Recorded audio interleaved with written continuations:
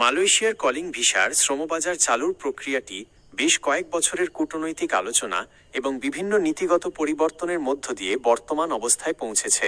এটি মূলত দুই দেশের সরকারের মধ্যে করা চুক্তির ওপর ভিত্তি করে পরিচালিত হয়। নিচে এটি চালু হওয়ার প্রধান ধাপগুলো তুলে ধরা হলো।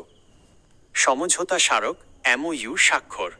দীর্ঘদিন বন্ধ থাকার পর 2021 সালের 19 ডিসেম্বর কুয়ালালামপুরে বাংলাদেশ এবং মালয়েশিয়ার মধ্যে একটি ঐতিহাসিক সমঝোতা স্মারক এমওইউ সই হয়।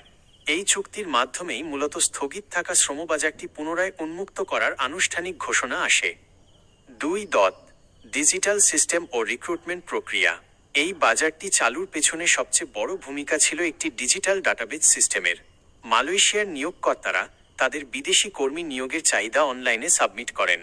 মালয়েশিয়া সরকার সেই চাহিদা যাচাই করে অনুমোদন দিলে বাংলাদেশে থাকা অনুমোদিত রিক্রুটিং এজেন্সিগুলো সেই কর্মীদের প্রোফাইল সংগ্রহ করে।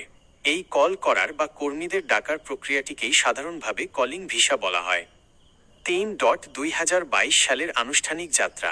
2021 সালে চুক্তি হলেও বাস্তবায়ন প্রক্রিয়া শুরু হতে কিছুটা সময় লাগে। 2022 সালের জুন মাস থেকে আনুষ্ঠানিকভাবে কর্মীদের মালয়েশিয়া যাওয়ার প্রক্রিয়া শুরু হয়। শুরুতে নির্মাণ, উৎপাদন, বৃক্ষরোপণ, প্লান্টেশন এবং সেবা খাতের জন্য বিশাল সংখ্যক কর্মীর চাহিদা তৈরি হয়। 4.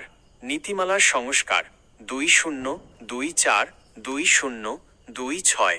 মাঝখানে সিন্ডিকেট এবং উচ্চ অভিবাসন ব্যয়ের কারণে বাজারটিতে কিছু অস্থিরতা দেখা দিয়েছিল।